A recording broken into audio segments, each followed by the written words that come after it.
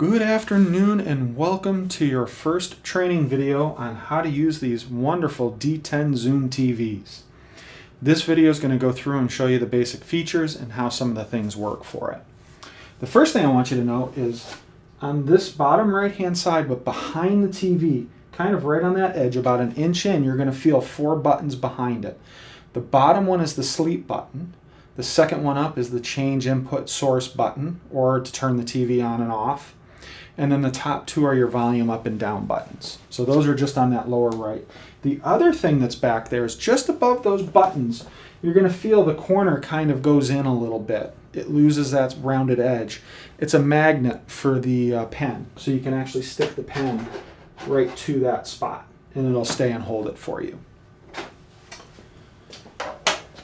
The front of the TV, this is what comes up when you turn it on.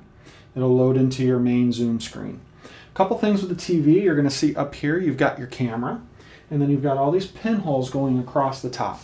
Those are the microphones that pick you up from all over the room, or if you have a classroom of students, they can easily be picked up as they're speaking.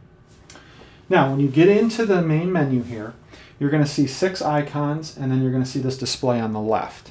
If you have any scheduled Zoom meetings coming up for the day, you'll actually see them in a list right before the time. The time will slide up and you'll see a list of all the different events you have coming up for that day. And when it's ready to go, you'll see a start button and you can click on the start button to start that Zoom meeting that you've pre-scheduled. So for remote and you want to pre-schedule your Zoom meetings with your students, you can log in on your laptop or your iOS device. You can schedule all your Zoom meetings, send out all the info to the kids, and then on the day of the meeting, you'll come in and you'll see it right in your list. All you have to do is hit start and you're off and running. The next feature I'm going to show is the whiteboard. So you tap on the whiteboard icon. This may pop up. Sometimes it'll stay and you just hit the X in the top right, and sometimes it'll just disappear right away. So this is your basic whiteboard if you just want to use that whiteboard feature with your kids in the class. It has lots of points of touch, so as kids can get close together again soon, hopefully, you can see I can take all 10 of my fingers and swipe across it. So you could have 2 kids doing different things at the same time on the screen, and it will use those gestures. You can change the color just by tapping through.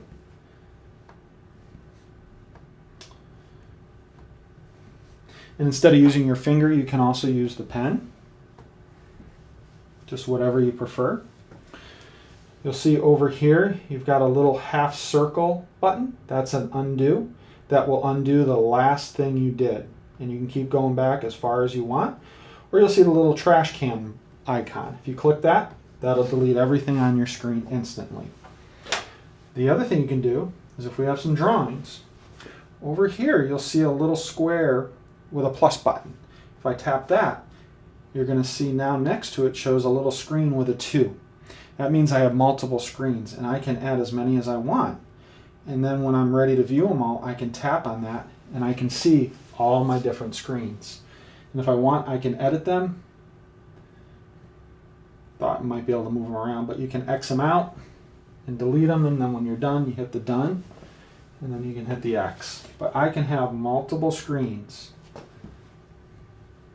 and then I can just hit that multiple square button and I can jump between them. The only quirk I found is when you tap on one of them to go into it, it'll sometimes put a little dot of your tap. All you have to do is hit that undo button and I'll get rid of it really quickly. That's the only quirk I've found with the whiteboard. Or if you don't want any of them, you tap on that, you do edit, X, X, and you're just back to your one screen. You have, let me put some lines up, you actually have an eraser tool. You can use your finger again for it, or you can just use the marker and you can erase wherever you touch. Then you got this little pencil with a squiggly line. So you can control whether you're just doing free lines or shapes, and then you can control the thickness. So I can go, oops, get it back on a color, really thin. If I click that little pen with a wavy line, I can go to the opposite, and I can get really thick. So it allows you to change to 4 different thicknesses or thinnesses. So I'm going to put it on the medium one. Now I'm going to click on Shape tool. I'm going to delete everything here. If you go in one continuous stroke, meaning you don't lift the pen or your finger in any way, it'll take that object you drew and snap it to a straight, clean look. If I do a line, and you'll see I had a little waver in it, kind of a bad circle. It makes it kind of an oval, or I can try to be very careful and make it a nice circle. So it'll snap those objects to shape. Let me undo those, put those back. So that's the first thing you can do. Then next is you have the little save button. You can actually email the whiteboards to somebody. So you could email them to yourself and it will send you what was done in the whiteboard. So you just put an email address in here. So I'll put mine.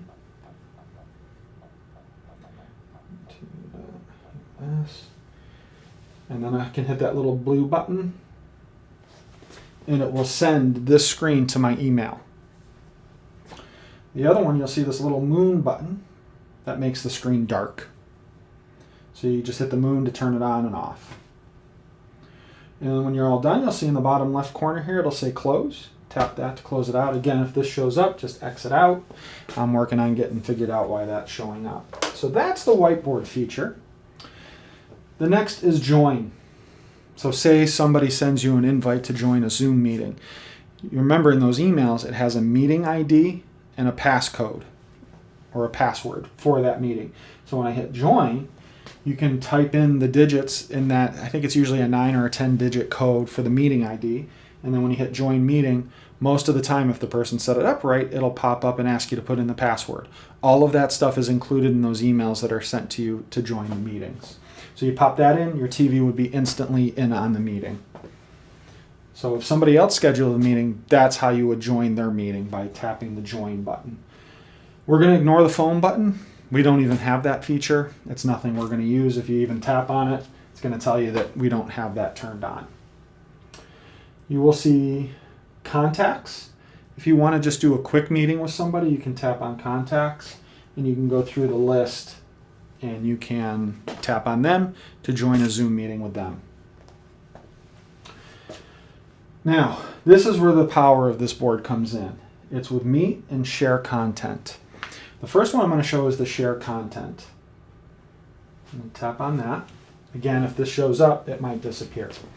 If you want to mirror your laptop to the screen or your iPad or iPhone to the screen, you can do it without having an Apple TV. It's built right into the board. And the really, really nice thing is you can use the whiteboard features with it. So I've got a laptop here. There's two ways you can join. The first is by using the Zoom app. That's the way I suggest if you're using your laptop. Using your laptop, you can also use screen mirroring or AirPlay. If you type on iPhone, iPad, you can use the screen mirroring on your laptop or on your iOS devices to mirror your screen to the TV. But the first one I'm going to show is the desktop. So I'm going to try to get this closer up to the camera. So if you open up your Zoom app, you're going to see this icon in the bottom right-hand corner that says Share Screen. I'm going to click on that. The very first time I did this, it's going to pop up asking for my password. So I'm going to enter that in really quickly.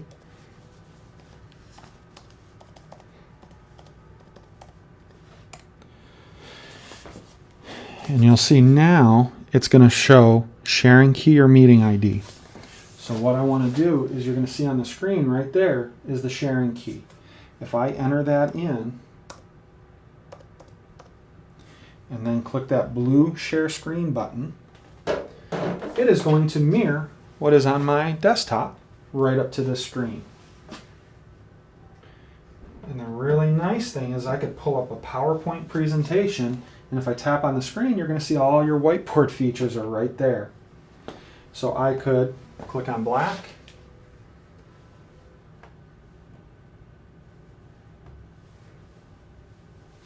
and off you go, and you can display your content up there. You could do a PowerPoint, you could do a keynote, you could do any videos.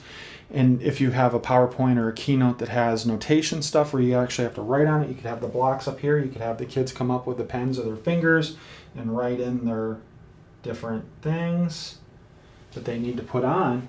And then the really neat thing is if you want to, you'll see the little disk icon down here on the bottom left, which will allow you to send a copy of that to your email, which will show all the writing also.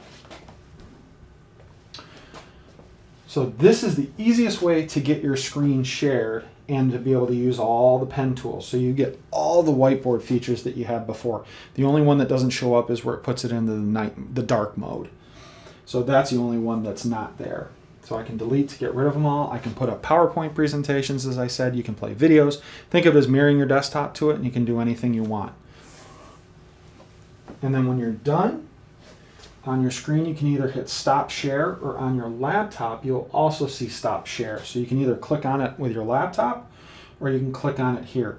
The one thing to remember with this is that you cannot control your laptop from here. So I can't like double click on a folder to open that up or anything like that. You can only use it as a whiteboard feature. So it'd probably be suggested to have your laptop near so you can go through it, or if you're doing a slideshow, get one of those little hand clickers. If the little bottom menu disappears, you just tap on your screen and that'll show up. But when you're done, you can just hit stop share and you're right back and out. Again, you can hit X to close that out. And that's how you mirror your laptop screen. The other thing you can do under share content is you can click iPhone, iPad. So you have a couple of choices. Ooh, geez, that's not good. See if I can get the laptop up here. On the top corner, you'll see that little monitor icon. If I click on that, you'll actually see in the list here, you'll see Mr. Metzler. If I click on that, it's going to pop up with an enter AirPlay code. And what you're going to see on the TV is right here, it asks to enter a passcode in. So if I enter that in, it will then share my screen. The really nice thing though is if you have an iPad or an iPhone, I'm using my iPhone to record this so I can't really show, but on any of the modern iPhones, if you take your phone or your iPad and you swipe down from the top right corner, you'll see a big button that says screen mirroring. If you tap on that, look for whatever name it says next to choose, tap on that, and then enter that passcode in. It will change the passcode every time. Same thing for over here. It'll change that sharing key every time because they don't want some kid that's being like, I want to mess around with that teacher so-and-so, and I want to put my stuff on their screen and really mess around. That prevents them from doing that. So that's how you can mirror, and same thing, you can mirror your iPhone or your iPad to it and you get all the whiteboard features that you can do all over it. And the nice thing with your laptop is if you have a document camera, you plug the document camera into it, you can show up on the screen what's showing underneath the camera, and again, you can write all over it. So lots of potential. You can be as creative as you want with it. That's what makes it really, really nice. Now the last thing, which this is within your Meet. So this is going to look kind of funky. So I went and started a Zoom meeting. No information in it. I just clicked Meet. And I'll get back out so you can see. Leave. You'll see this icon right here. If I tap Meet, it's going to put you right into this. Again, you can just close that out. Oh, come on. There we go. So now you'll see my camera that I'm using right there. And that's my setup I use. So a couple things you're going to see within this. If you don't do anything, you'll see that that little navigation menu at the bottom does disappear. But if I tap on my screen, you'll show that it shows up. The first thing you'll see, on the bottom left here is you'll see Whiteboard. If I tap on that, it'll take me into the Whiteboard and anybody within the Zoom can see what I'm doing here. And you'll see there's a little kind of picture of you there. And if you have all your students there, you'll also see your students, many of your students listed over there. And then once you're in here, it works exactly the same as the Whiteboard feature does when you use just the Whiteboard. And you can save it if you want. So you'll see that in the bottom left. Ignore these things. If they show up, they'll eventually just disappear. Yeah, they'll eventually just disappear. Now, down in the bottom right here, you're going to see a little picture of a microphone. If I tap that, it will mute the mics. So anybody on the other side of the Zoom will not be able to hear you. And you'll see right down here, it says you are muted. To undo it, you just tap it. If I click on the little video camera, it will black out my video. It'll just show your icon or your name. Nobody will see any picture coming from your camera. So if I tap that, it'll turn my camera back on. If you want to end your meeting, your Zoom call's done. You'll see End Meeting down in the bottom right-hand corner. You tap on that, that'll end your meeting. The last thing you're going to see is those three dots. If you tap on those three dots, this is where all the controls of the meeting show up. So you'll see a couple icons up here in the top right. You'll see this little chat bubble. If I tap on that, it'll show the chat room that's going on during the Zoom call. And you can actually type in and join in on the chats. Then you'll see the settings. This is where you can test your microphone and all the different noise settings for your camera, your speakers. Not many options for these things. You can have it display up to 49 participants in the gallery view where you'd see all your students up here, and then you get a little picture-in-picture of you. That's up to you on what you prefer. So you hit the little cogwheel to get to that one. Now, all these icons, you got a few different things. Again, you got the mute and the stop video. Same thing as what you had down at the bottom. I'm going to skip the share content for a second. We'll come back to that one. The next one you have is security. If you tap on security, you've got some choices here.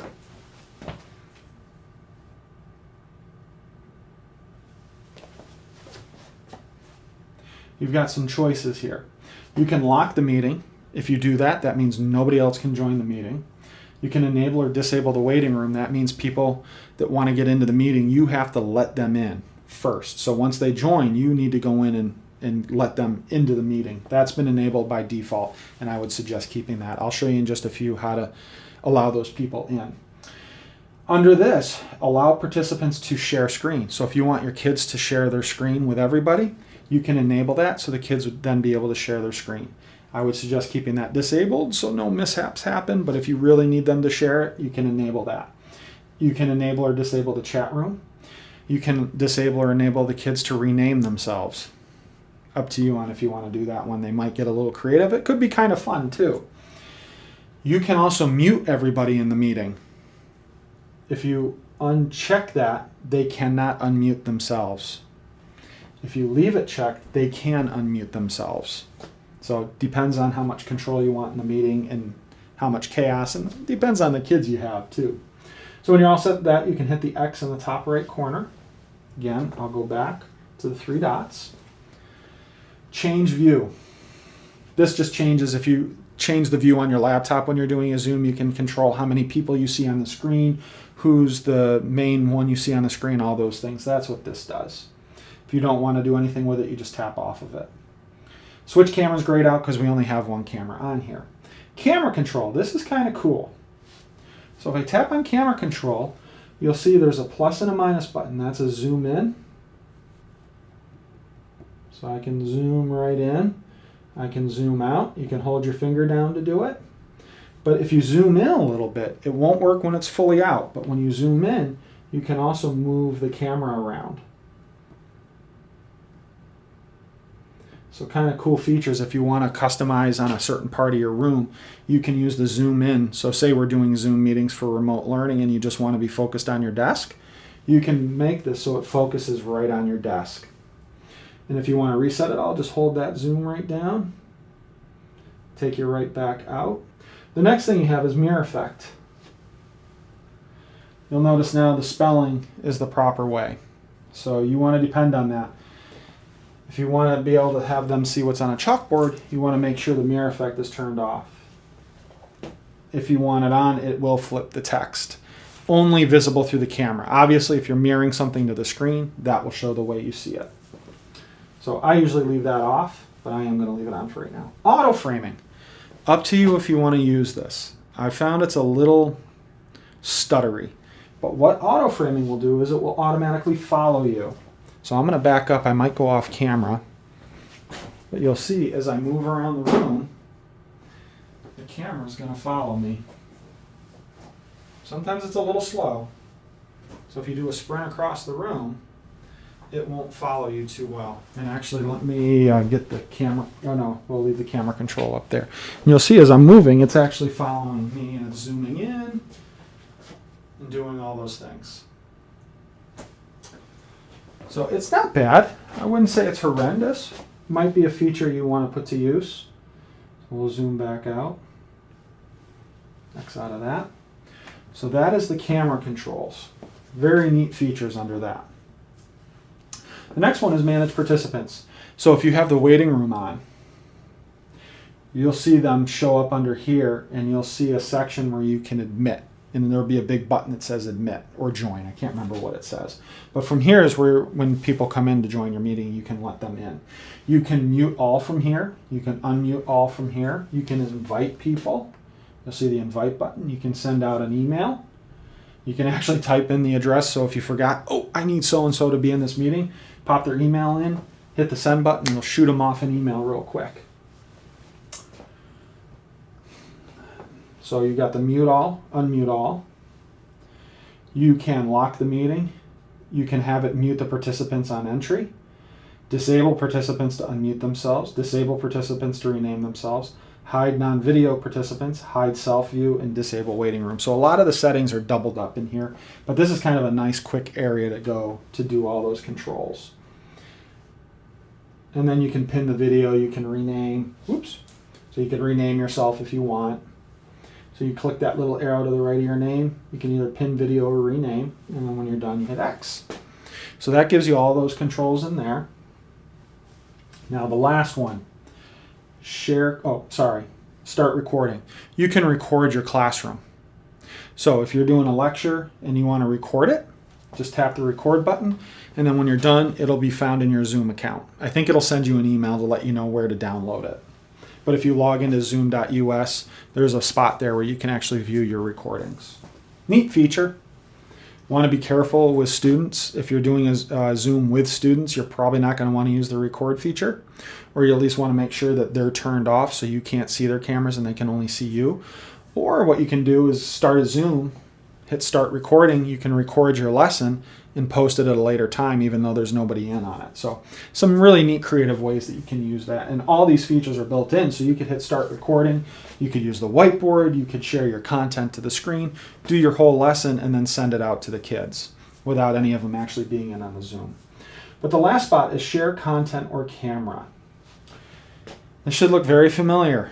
So I can take my I can take my MacBook, open up the Zoom app just like I did earlier in this video, and I can mirror my laptop screen to the main Zoom meeting. And then the kids would see that.